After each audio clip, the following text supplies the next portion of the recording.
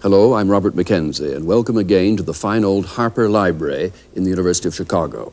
A group of guests have come together to see and to discuss the latest film by Milton Friedman in his series Free to Choose.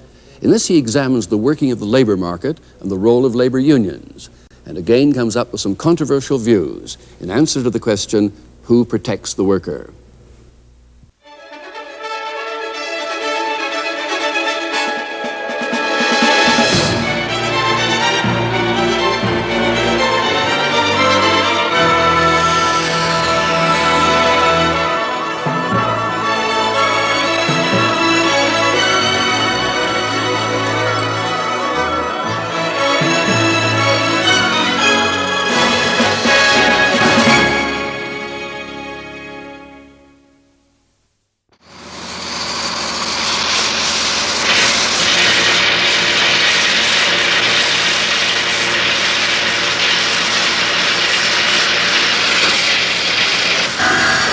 People who earn their living in a modern heavy industry seldom engage in the kind of back-breaking toil that was the everyday lot of most workers a century ago. And yet, they earn far more. What has produced these improvements? The offhand reaction of most people is likely to be that labor unions are largely responsible for the enormous progress that workers have made in the past 2 centuries. But clearly, at least for the United States, that cannot be true. After all, in the 19th century, when workers did very well, there were hardly any labor unions at all. And even today, no more than 1 out of 4 or 5 workers is a member of a trade union, and the remainder do very well indeed, achieving the highest level of living in the world. Labor unions do, of course, benefit their members, but far from being a key to the development of the modern society, they are a throwback to an earlier pre-industrial era, to the agreements among craftsmen in the Middle Ages, or to go back even earlier, more than 2,000 years ago, to the agreement among medical men in Greece. From the tiny Greek island of Kos, the coast of Asia Minor is 4 miles away in the mist. 2,500 years ago, a hospital and medical school flourished on Kos. The great Hippocrates, the founder of modern medicine, worked there.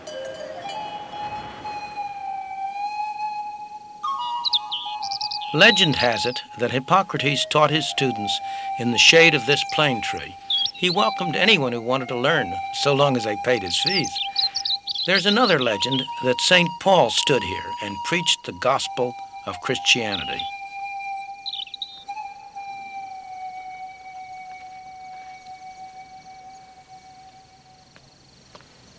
What isn't legend is that Hippocrates and his followers started medicine on the road forward to becoming a science.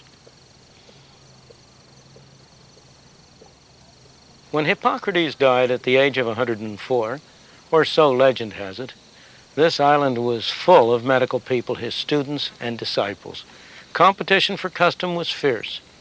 Some 20 years after he died, they got together and constructed a code of conduct.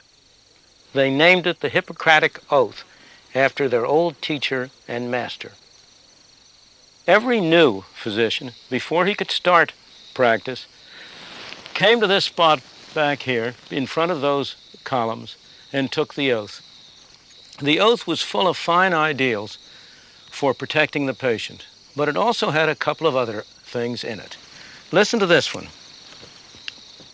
I will impart a knowledge of the art to my own sons and those of my teachers, and to disciples bound by a stipulation and oath, according to the law of medicine, but to none others.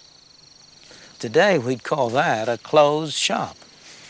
Or listen to this one, referring to patients suffering from the agonizing disease of kidney or bladder stones.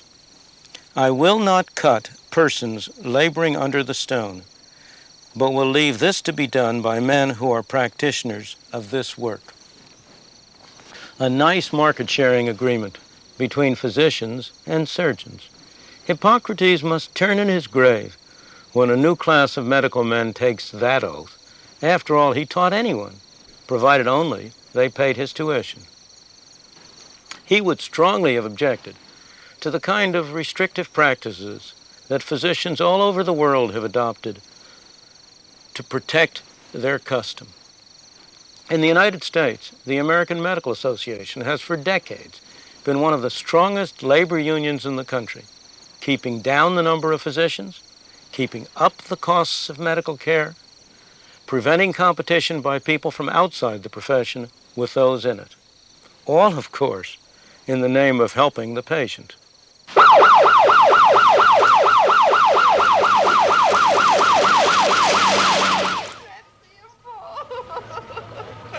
you sit up?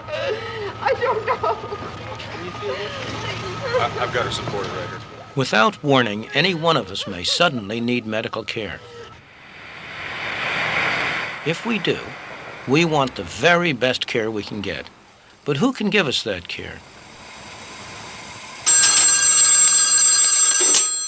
Is it always a graduate of an expensive medical school who has a union card called a medical license?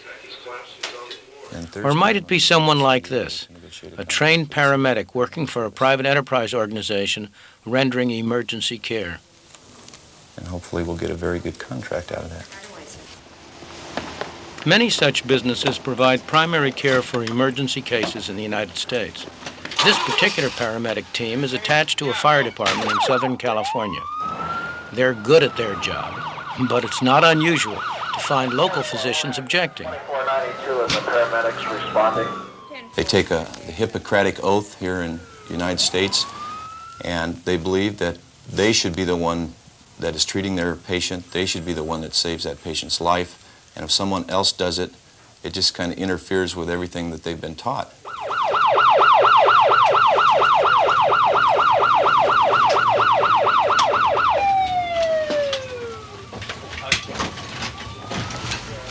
But why should medical care be a monopoly of licensed physicians? Shouldn't anyone who is capable of providing effective help be free to do so? Take your blood pressure here. Anyone see him go down? Yeah, he was just laying here when we got here. You can be sure that no one will be able to stay in this business very long unless he can demonstrate by performance that he's doing a good job. Joe Dolphin knows that very well.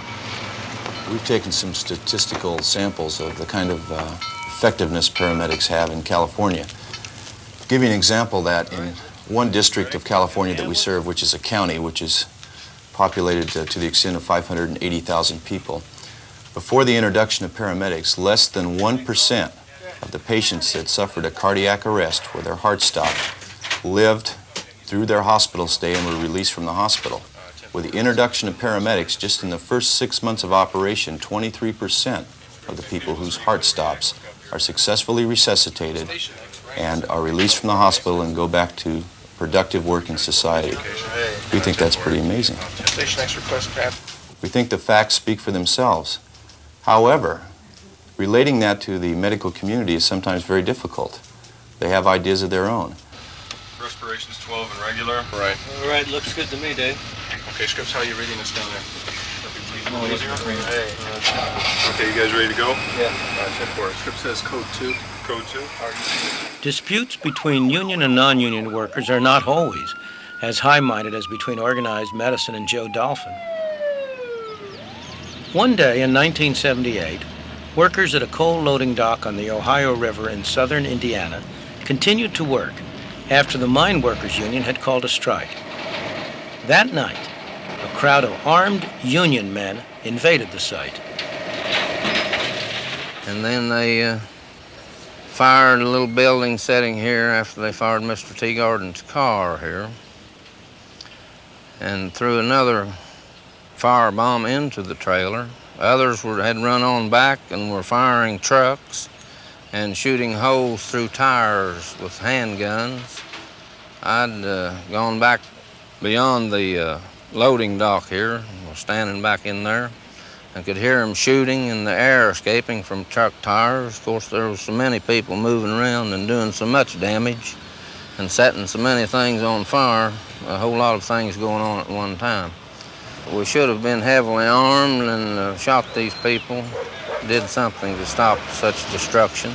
I wouldn't have believed that a rabble-rouser could have gathered together that many irresponsible people to come onto a person's property and do this kind of destruction until I'd finally seen it done.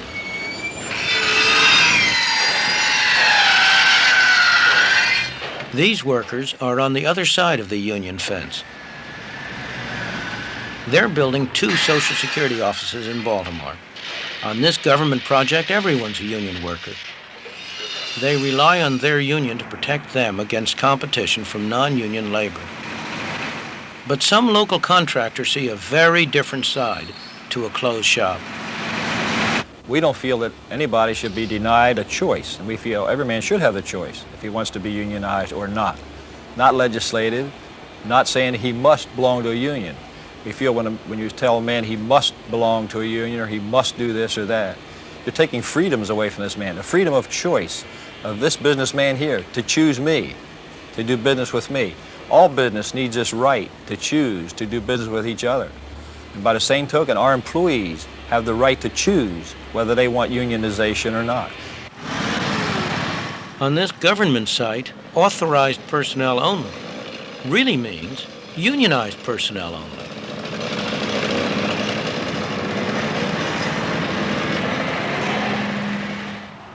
Unions have long recognized that the surest and most effective way for them to get power without violence is to have the federal government on their side. That's why so many strong unions have made it a point to locate their headquarters close to the source of power. The heads of the trade unions that cluster near Capitol Hill know this place very well. It is the room assigned to the Committee on Education and Labor of the House of Representatives, and it is where much of our labor legislation is discussed and shaped before presentation to Congress. I know rooms like this myself very well because I've often testified before congressional committees, and they all meet in rooms like this. Up there on the podium is where the members of the House or of the Senate sit. Of course, behind them there will be clustered a bunch of aides. As you know, there are something like 30 to 40 aides for every single member of the House and the Senate. And very often in one of these committee rooms, there'll be almost nothing but aides around. When I've sat in the bear pit over here, where the witnesses sit to testify, I've sometimes thought that maybe the whole thing was a show being conducted by and for the aides, with an occasional member of the House or senator dropping by to see what the show was all about. This is a room in which hearings were held on the most recent increase in the minimum wage, for example. Who do you suppose testified here in favor of a higher minimum wage rate? Do you suppose it was representatives of the poor people who were supposedly being helped by the bill? Not a bit of it. The major people testifying for it were representatives of the American Federation of Labor, the AFL-CIO, the major organization of trade unions in this country. There's hardly a member of one of their trade unions who works for a wage anywhere close to the minimum wage. Despite all the rhetoric about helping the poor, they were in favor of a higher minimum wage for a very different reason, because it would protect the members of their unions from competition from the lower and lesser skilled people.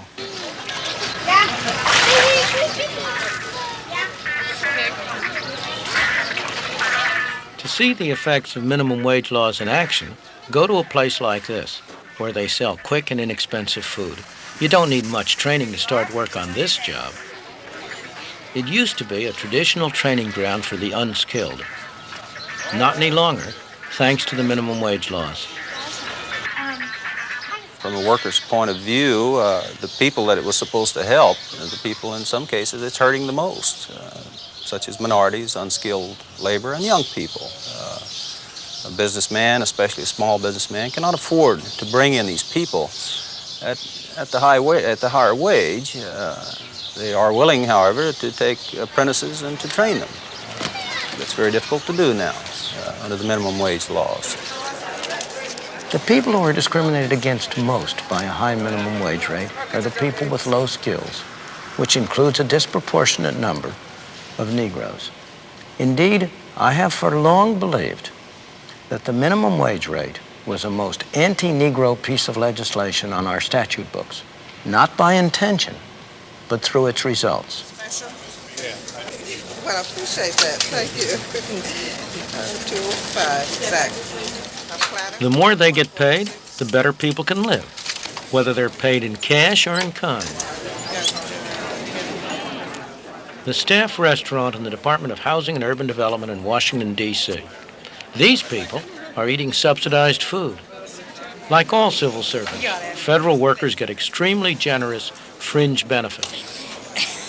They have also had an incredible degree of security. It's been almost impossible to fire a civil servant. In January 1975, a typist in the Environmental Protection Agency was so consistently late for work that her supervisors demanded she be fired.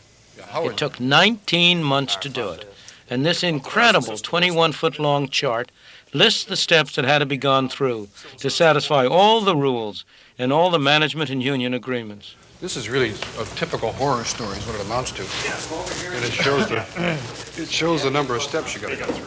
The process involved the girl's supervisor, his deputy director, his director of personnel operations, the agency's branch chief, an employee relations specialist, a second employee relations specialist, a special office of investigations, and the director of the Office of Investigations. This veritable telephone directory, need I add, was paid with taxpayers' money. Instead of having a system where the employees... Who could invent a better protected job than this one before it came to its end? We now have a time certain at which the decision has to be made within the agency. Half an hour's drive out of Washington, you come to Montgomery County, where many very senior civil servants live. It has the highest average family income of any county in the United States. Of the people who live here who are employed, 1 out of every 4 works for the federal government. Like all civil servants, they have job security, salaries linked to the cost of living, a fine retirement plan, also linked to the cost of living, and many manage to qualify for Social Security as well, becoming double dippers. Many of their neighbors are also here because of the federal government. Congressmen, lobbyists, top executives of corporations with government contracts. As government expands, so does this neighborhood.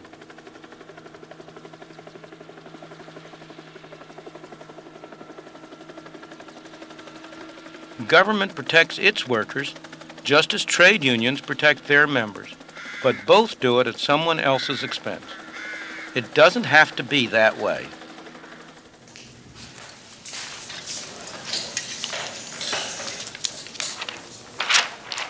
Dick Pashley is an electronics engineer. He designs memory systems for computers. He works for Intel Corporation, one of many companies which have sprung up south of San Francisco in a place that they call Silicon Valley. All these companies have one thing in common. They're trying to get engineers to work on their projects. You know, myself, I'm one of these engineers, and so obviously I get letters in the mail, phone calls, the like, where people are trying to get me to leave Intel and go to this particular company. One of the companies right across the street here, Intersil, is one of the new companies that's forming in this area, and they're hunting for people just like myself to come in, and what they do is they'll offer you like typically a 30% higher salary, stock options, a bonus, and several other things to get you to move to their company. And since it's not really a move, it's very easy to do because you're only going across the street. It's not a big traumatic thing where you're leaving, let's say, one city and moving to another city. It's very, very straightforward. In a free labor market, everybody benefits. When the market is restricted, things are very different. Those Mexicans are heading for the United States side of the border. There are real problems about permitting unrestricted immigration into a welfare state. It's one thing when people come for jobs and are on their own, as was the case for most of American history. It's another thing when a welfare system will support them come what may, at the expense of other people. Yet look what happens when you try to interfere with market forces. Well, there's several fairly large groups of aliens on the hillsides waiting toward the dark to set in.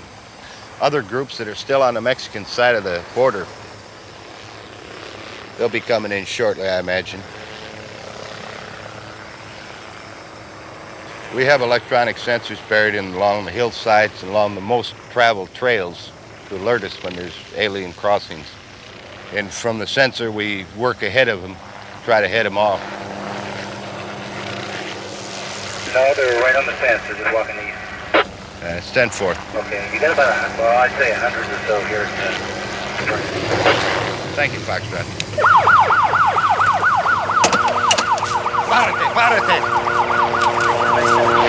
Párate, párate.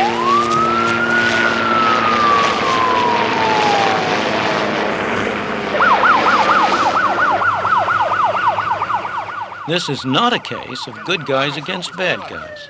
The officers are simply trying to do their duty.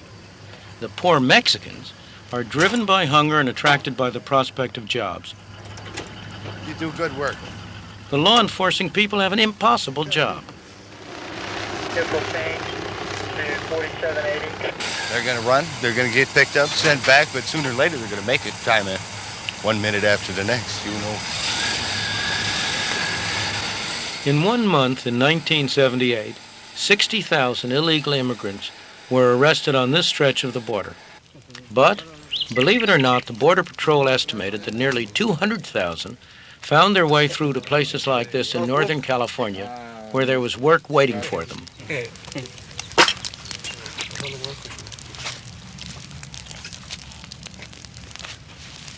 Illegal Mexican immigrants are not cheap labor around here. Many earn more than the minimum wage law demands.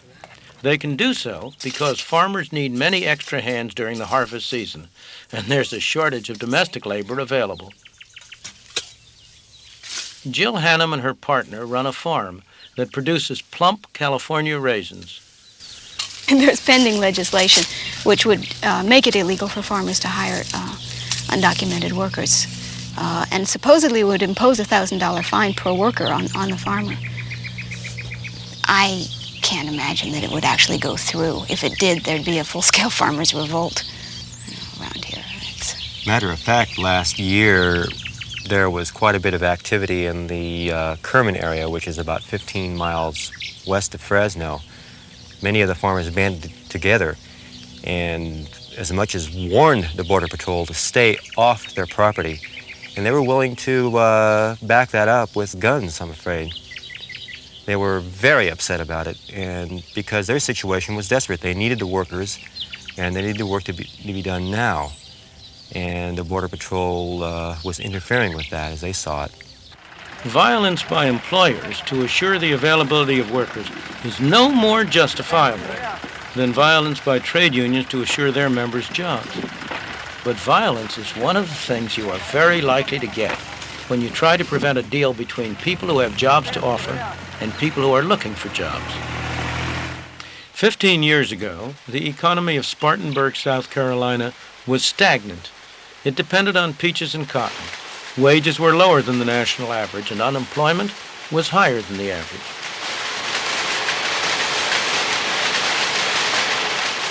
Then, dramatically, the picture changed.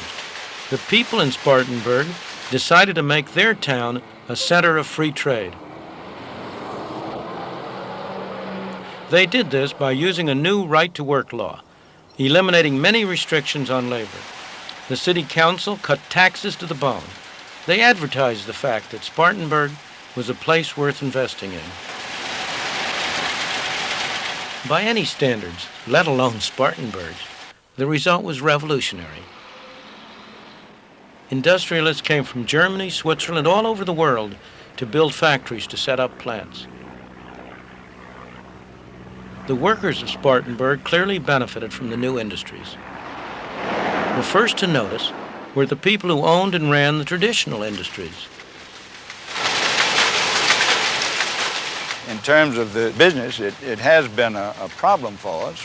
It means that we've got to be on our toes. We've got to be sure that we are providing a good workplace, that we are providing good jobs and what have you, and that we are running as competitively as possible. I think that from the workers' point of view, this has certainly provided them with more opportunities to market for their product, their labor, their expertise. Suddenly, in a free market, workers who once could not find jobs were now at a premium.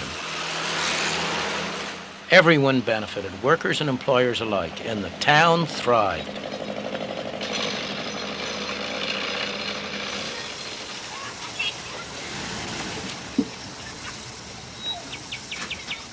One of the workers who arrived in Spartanburg was Mr. Juma.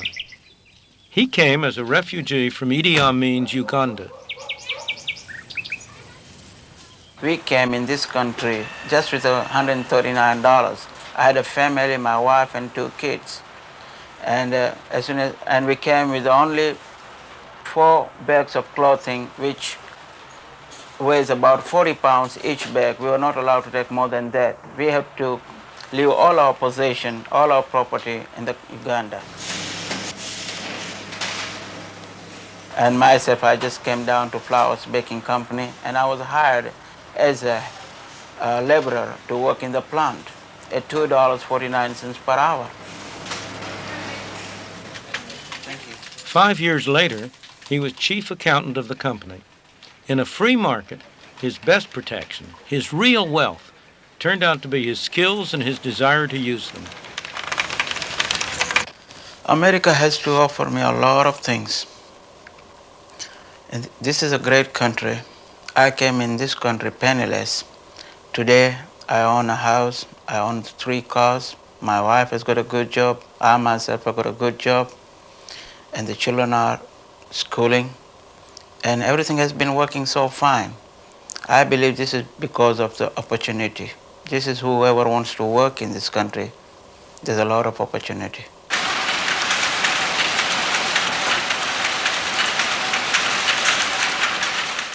When unions get higher wages for their members by restricting entry into an occupation, those higher wages are at the expense of other workers who find their opportunities reduced. When government pays its employees higher wages, those higher wages are at the expense of the taxpayer. But when workers get higher wages and more civilized working conditions through the free market, when they get them by firms competing with one another for the best workers, by workers competing with one another for the best jobs, those higher wages are at nobody's expense. They can only come from higher productivity, greater capital investment, more widely diffused skills. The whole pie is bigger. There's more for the worker, but there's also more for the employer, the investor, the consumer, and even the taxpayer. That's the way a free market system distributes the fruits of economic progress among all the people. That's the essence of the age of the worker.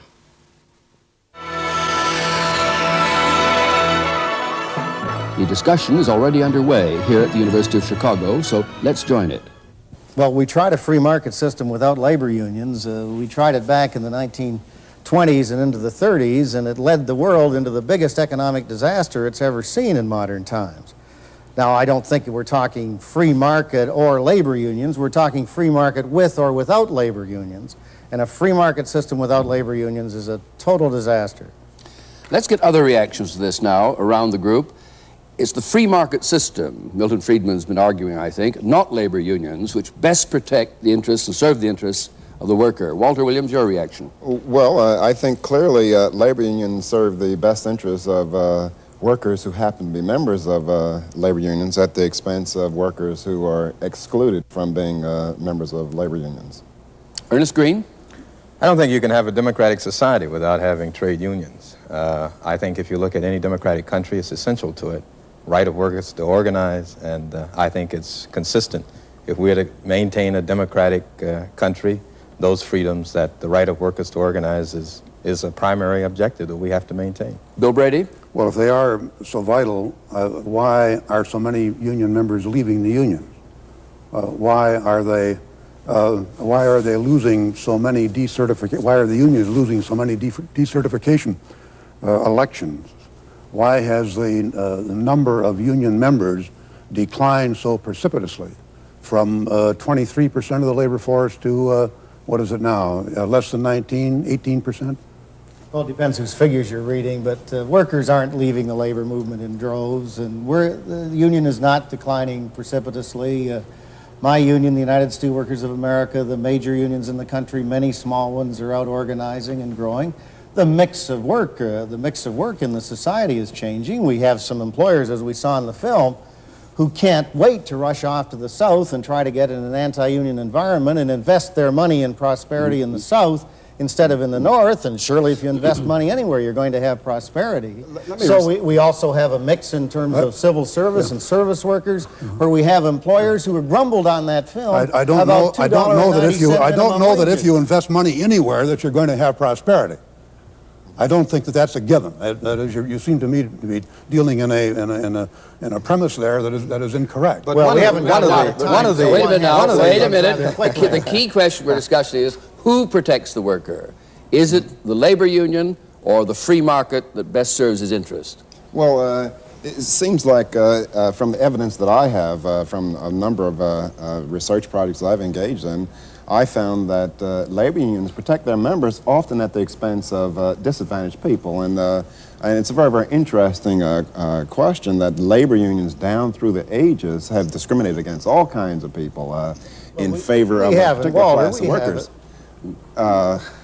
We find that labor unions have gone out on strikes and have murdered and maimed people because other people sought entry. And in terms of Mr. Green's remark, he says that in a free democratic society we need labor unions. Yes, that is true. We need the right for voluntary association. That is, people have the right to form associations, but it should not be a requirement that you be a member of a labor union in order to establish a contract for employment. Can't we get some perspective in this, Walter?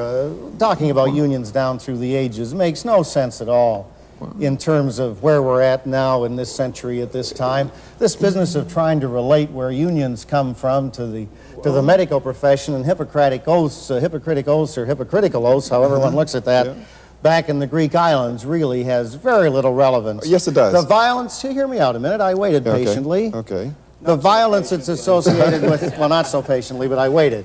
The violence associated with the labor movement and so on has been minimal and was a reaction in this century, not over the ages, a reaction in this century to the violence done workers by corporations and powerful economic groups when there was no workers' organization to protect them and no way to deal with their greed and with their power. Now I'm turning to Milton because he's heard the flavor of the discussion. Sure, what Lynn Williams is now saying is utter nonsense. There's no two ways about it.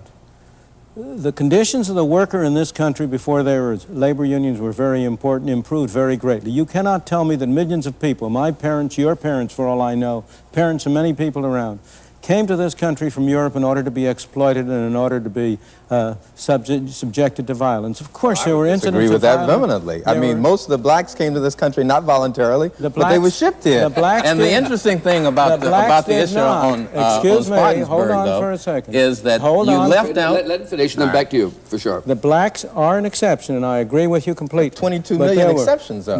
They are a very important exception. But there are also millions and millions. The people that Mr. Williams represents are not mostly black. They are mostly from the Slavic countries that came from if you look at the membership of the steelworkers... If we go back, there was violence, of course. There always has been violence. It's not excusable. I'm not excusing violence on the part of anybody. But I agree with Mr. Green and with Walter Williams that people should be free to organize. Of course they should be free to organize. What I object to is the special privileges that have been given by government to labor unions which are not available to other groups at all. When labor unions have used violence in industrial disputes, they are not subjected to the same sanctions as people ordinarily are. When cars are turned over in the course of a labor dispute, how often do people go to jail as a result of it? Dr. Friedman and Walter Williams go back in history and they take a look at a situation where America was empty, where we didn't have anything like the sophisticated industrial economy we have today, but had a much more agricultural and rural kind of economy. And of course, when the impoverished peasants of Europe, my ancestors and most of our ancestors, except for the slaves, which is another situation. But when these people came from Europe and came to a wide open continent with the most fertile soil then available to anyone in the world, naturally there was progress. And I or any of us would be mad to deny progress. But as that developed, and as population increased, and as we moved into a much more sophisticated industrial economy, we moved then into the situation in the 1930s. Or earlier than that, at the end of the century, as some of the more skilled jobs came along. The labor movement didn't happen by accident, didn't happen because there wasn't a need there. The results of this development, even with all the wealth available in America, the results of this development was that many working people were not having anything like, by standards of civilization or whatever, anything like their fair share in this progress. Now, you're arguing that in a free market for labor, everyone benefits. Does that mean that you would favor abolition of all immigration restrictions? The situation of immigration restrictions really has to do with the question of a welfare state, as I say in the film. I would favor completely free immigration in a society which does not have a welfare system. With a welfare system of the kind we have, you have the problem that people immigrate in order to get welfare, not in order to get employment. You know, it's a very interesting thing. If you had asked anybody, before 1914 the U.S. had no immigration restrictions whatsoever. I'm exaggerating a little bit. There were some immigration restrictions on Orientals, but it was essentially mainly free. If you ask anybody, any American economic historian, was that a good thing for America? Everybody will say, yes, it was a wonderful thing for America that we had free immigration. If you ask anybody today, should we have free immigration today? Almost everybody will say no. What's the difference? I think there's only one difference, and that is that when we had free immigration, it was immigration for jobs in which everybody benefited. The people who were already here benefited because they got complementary workers, workers who could work with them, make their productivity better, enable them to develop and use the resources of the country better. But today, if you have a system under which you have essentially a governmental guarantee of relief in case of distress, you have a very, very real problem. This is true of every Western industrialized country. And that's why today, under current circumstances, you cannot, unfortunately, have free immigration. Not because there's anything wrong with free immigration, but because we have other policies which make it impossible to adopt free immigration. I'd like to other reactions. Is it at all feasible to open the door of the labor market internationally now? Bill Brady? I would say yes, providing they open the door to us. I think that the door to not only the labor market, the door to all markets should be open, that is, product markets. My feelings about the undocumented workers or Mexican Americans are inscribed at the foot of the Statue of Liberty. I think that people should have the right to come to this country. Now, those who would say, you know, I hear a number of people saying that, well, the immigrants are contributing to our unemployment problem. And I pointed this out to some people. I said, look, you know, this is the same rhetoric that the Irish use when the blacks are coming up from the north. You know, they're using blacks as scapegoats. They're saying, get those people back where they came from so that because our members can get jobs, you know. Unions were as well doing this. You know, they call them scabs, strike breakers, et cetera, et cetera. So I do not wish for Mexican Americans to become the new scapegoats of our particular national problems. They are not the problem, and our nation benefits to the extent that these people come here and work. And to that extent, so it's kind of good for them to remain illegal aliens as opposed to being legal aliens where they're subject to our welfare program, so that we don't want them to come here to work. I think that this country cannot have a group of workers to remain outside the framework of our laws and our protections. And as long as we have workers who are attracted to the United States because of the standard of living, and I think minimum wages play a part in that, as part of that attraction. But it seems to me to have undocumented workers without providing either a means of protection for them, and it seems to me we've got to go to a question of providing the amnesty for those generations of workers who have come here over a period of time, now 2, 3, maybe 4 generations. We have to see that they have the same rights and protection of all other workers. And as it stands now, large numbers of them live outside the framework of the laws and statutes that we have on our books. They do, and the tragedy of the situation is what Walter Williams points out, that as long as they are undocumented and illegal, they are a clear net gain The nation benefits and they benefit. They wouldn't be here if they didn't. The tragedy is that we've adopted all these other policies so that if we convert them into legal residents, it's no longer clear that we benefit. They may benefit, but it's no longer clear that we do. What Lynn Williams said before is again a travesty on what was actually going on. The real boost to the trade union movement came after the Great Depression of the 1930s. That Great Depression was not a failure of capitalism. It was not a failure of the private market system, as we've pointed out in another one of the programs in this series. It was a failure of government.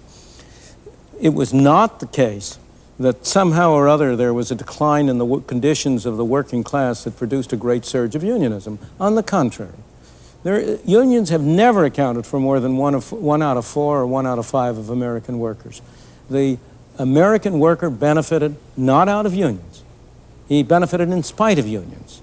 He benefited because there was greater opportunity, because there were people who were willing to invest their money, because there was an opportunity for people to work, to save, to invest. That's still the case today. You say, we have to provide him with something or other, Ernest. Who are the we? We the people. How do we the people? But how do we the people And it do seems it? we the people provide them the protection by seeing that their safety... You're talking about the immigrant population and now. occupational health codes that protect the environment that they work in, see that they have civil rights laws that protect their own person, see that they have civil liberties laws that protect them further. We the people of this country provide that protection. It's so bad. If they don't have, you're kind of painting an image. Why are these people coming? We're not pulling them here by chains. It's obvious why people come here. There's one of the evidently most wealthy because countries in the conditions are world. much better Gentlemen, here. gentlemen, don't all talk at once. So what are you Lynn, talking about and then- protecting Why them? did you leave Little Rock, Arkansas to go to Philadelphia? It seems to me that it's obvious why. Would you extend me the courtesy to finish? Look. First thing, let me say the following thing, because there's some basic things that you need to know. We're going to say the thing I was interrupting, we're going to say 5 more things. I mean, there isn't all afternoon. Labor unions and minimum wages for that case cannot improve the condition of the working people of a country. We do it every day. Because if we can improve the condition of working people in countries all around the world. You know what this man every day. You know what you're telling the audience? You're saying that you can solve the problems in Bangladesh. You can make them a rich country if you tell them to unionize like we are and demand higher wages. No, I didn't say anything remotely like that. No, it's productivity that keeps income low. I come back to my initial question. Why are so many leaving the union? There aren't very many. Oh, there are leaving too. the union. Oh, I've given on you the now. statistics. You think you've rhymed off some percentages. I live in the labor movement. Do you have other percentages? In or on? It's true. In, with, and of course they pay me, of course, and I don't have any objection to that at all. Neither do I. At least we got you a few minutes ago. We got you to get the labor movement up into this century. And I agree with the observation you made. I agree with the observation you made that the industrial union movement, that there was a union movement, came out of the dirty 30s and out of the Depression and grew, and that was essentially an industrial union movement. But I wonder when I hear your commentary on the film and so on about unions and restricting practices and restricting access to industry and all of this, I don't mean it disrespectfly, but I really don't mind being disrespectful. It's all right. I'm used to it. I really wonder if you do understand how the industrial union movement, which is the more recent part of the movement, how it really operates. We're not telling anybody who they have to hire.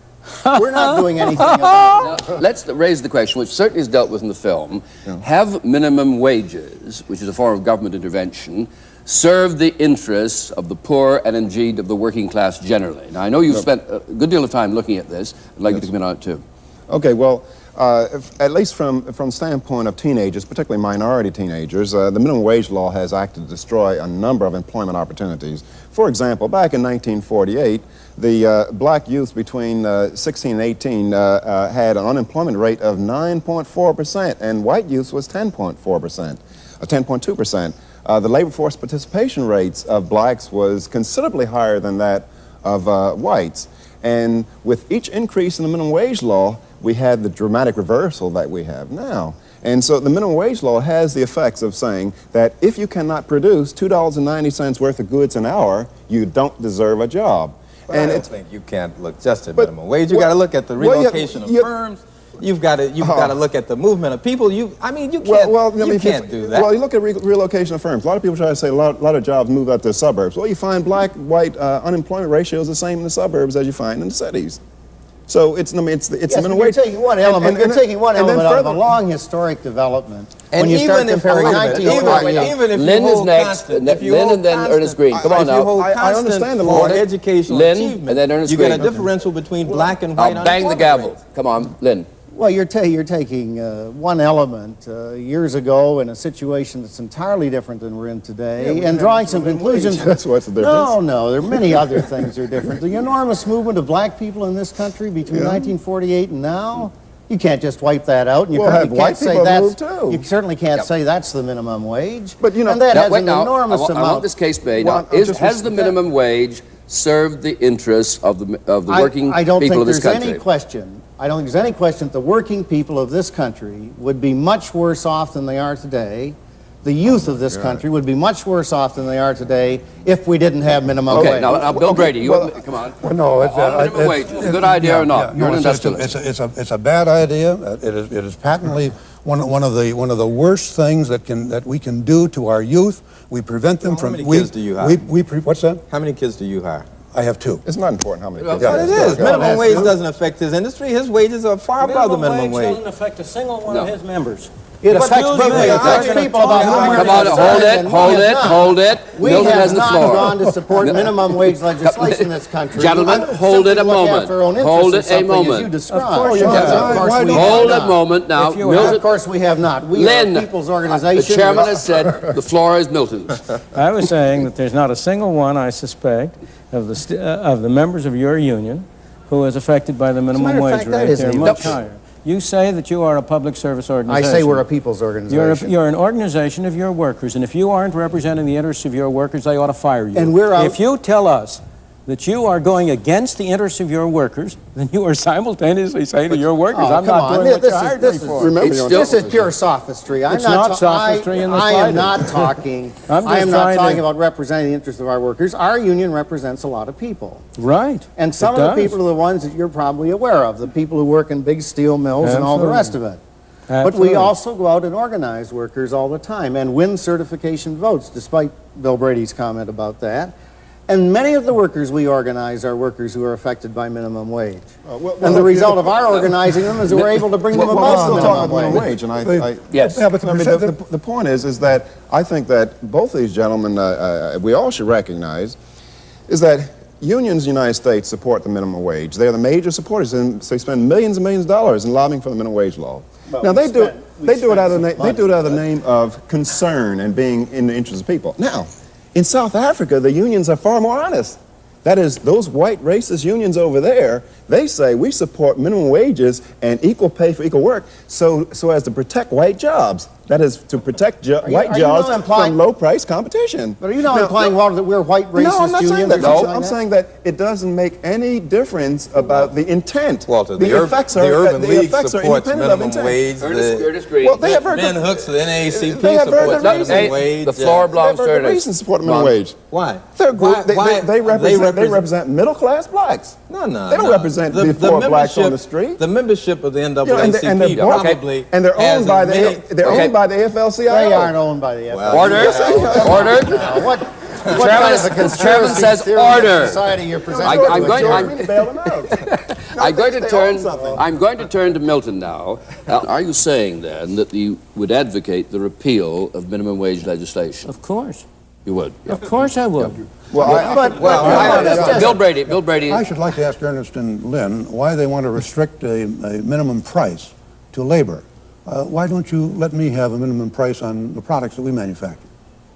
Well, we aren't here, as I understand it, to discuss your problems at the moment in terms of the Well, owners and all the rest of it. is there a difference? Why Well, a minimum on a product? You're the people, I assume, who are so anxious to have the free market system and to compete with each other and all the rest of it. We're talking about the needs of the workers. We're talking about the needs of the people who come into a society which isn't providing enough employment for them, which clearly doesn't seem to be able to provide enough employment for them, and what are we going to do? And I think this notion that somehow if we just let every guy who's running a hamburger stand or whatever, we just let all these people exploit the young people of this nation in any way they chose, pay them any little rate they could get away with, that everybody would then to go to work, would everybody then have a job is absolute nonsense. I want to bring Milton to one of the final stages of his film, which is on Spartanburg, South Carolina. Sure. And I want to know what conclusion you're drawing from that.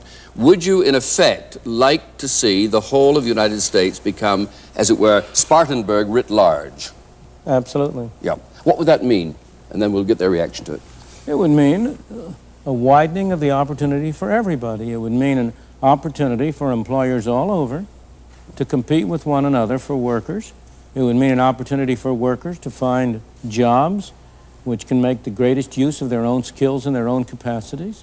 It would mean that consumers would be able to get better products at lower prices. You know, consumers enter into this situation too.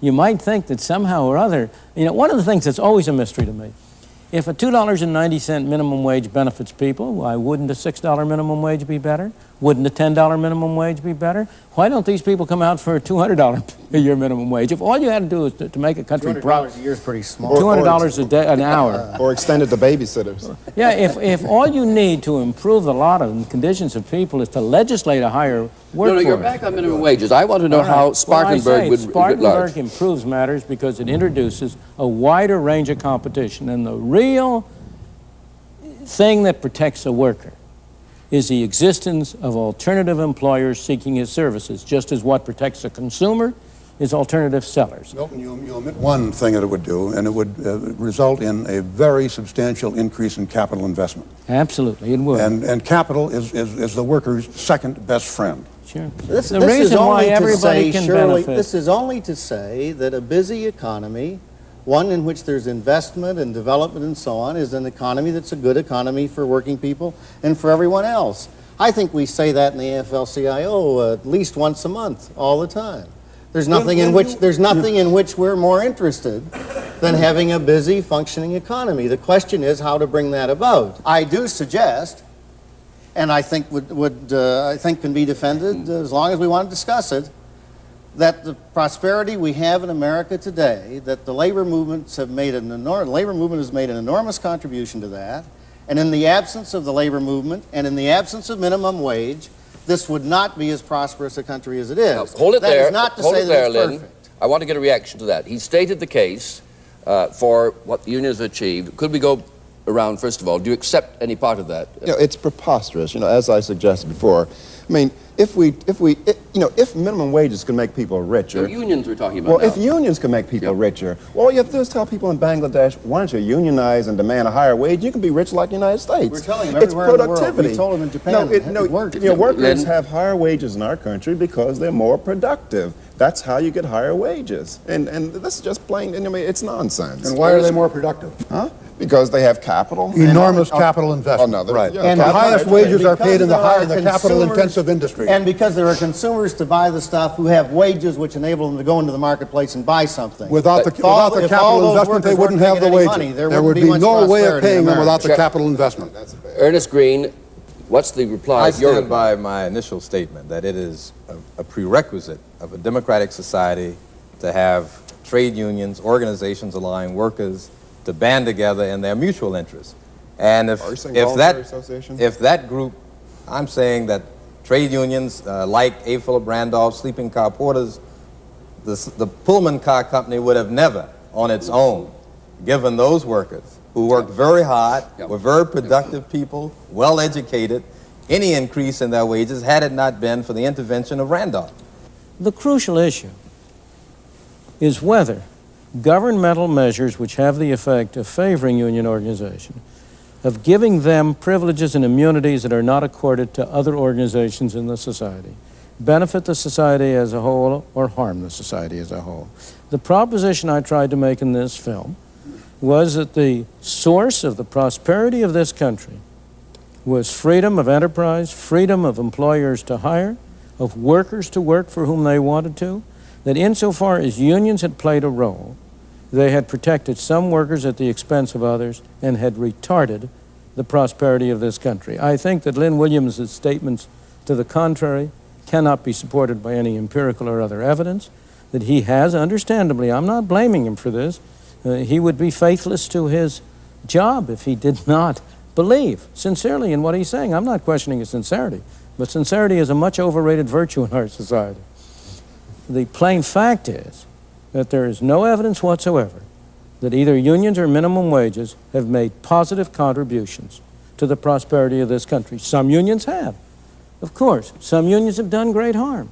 It's not an open and shut picture in which you can make a sweeping statement. But on the whole, the growth of this country, I do. The sweeping statement I make is that the prosperity of this country derives primarily from freedom of enterprise and freedom to hire, to employ, to work, and not from restrictive measures imposed by trade unions. Everybody briefly now. And I would say that the intervention of a strong federal government, who those employers hire, the kinds of protection, the wage standards, health conditions are the requirement of this government to protect its people, because the history of it has shown that that hasn't occurred. And in your case in Spartanburg, South Carolina, again, I argue that the only reason that they can come back now and attract firms from Switzerland and Germany is because, one, that we had a strong government that provided protection for all of its citizens, which didn't occur 15 years ago. Brady? Economic freedom, in my opinion, should not be a bridge. I think that these two gentlemen are advocating that it be a bridge. They're advocating a retention of the minimum wage. They're advocating, I think that Lynn Williams is advocating a retention of the Davis-Bacon Act. They do not, it seems to me, believe that freedoms are interdependent and indivisible. There are freedoms, there's economic freedom, there's press freedom, there's freedom of assembly, there's religious freedom, and you are advocating, to me, a great abridgment of economic freedom, and when you do that, you injure the other freedoms that we have, and if you do it enough, as we are doing in this country today, if you do it enough, we are in danger of losing all of our other freedoms. Now we leave this very spirited discussion, and I hope you'll join us again in the next episode of Free to Choose.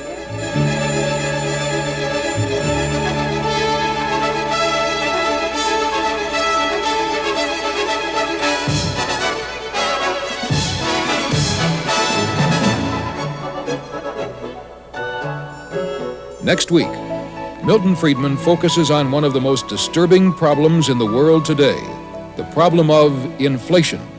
There is a way to deal with it. If you want to find out how to cure inflation, don't miss Free to Choose next week.